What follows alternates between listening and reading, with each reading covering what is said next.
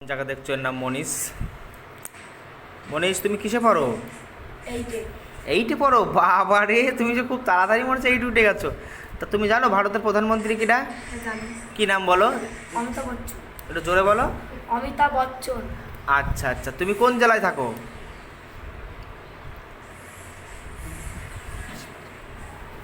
বলো কোন জেলায় থাকো? তুমি আমাদের পশ্চিমবাংলার মুখ্যমন্ত্রীর নাম জানো কে? বলো তো। রানী মুখার্জি। রানী মুখার্জি, খুব সুন্দর।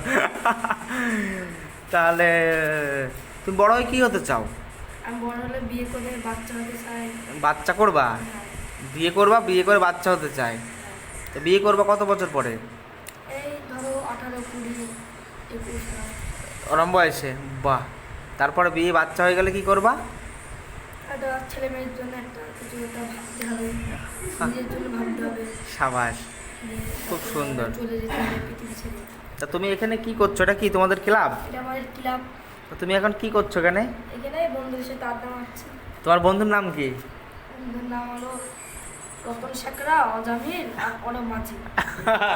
ওইগুলো এই যারা বসে আছে? হ্যাঁ। খুব সুন্দর। আর একটা নাম হলো সমর বেরিয়ে। সবার। আম। এটা কি ক্যারাম বোর্ড খেলো তুমি? কেনামত খেলি। তাই? বিড়ি ফিরি খাও? না। তুমি তো খুব ভালো ছেলে দেখছি।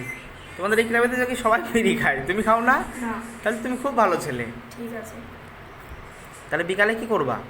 বিকালে চৈতন্য রায় বলে একটু মাঠ পাড়ে যাই, একটু ফুটবল খেলি, বাড়িতে আসি, খাওয়া করে শুয়ে ঘুমিয়ে পড়ো? ও সুন্দর। আমি তো ভাবলাম তুমি বড় হয়ে ডাক্তার হবা। ছাগলের। তুমি খুব তো ভালো ছেলে দেখছি। ঠিক আছে, দেখা হবে পরে আবার। ঠিক আছে।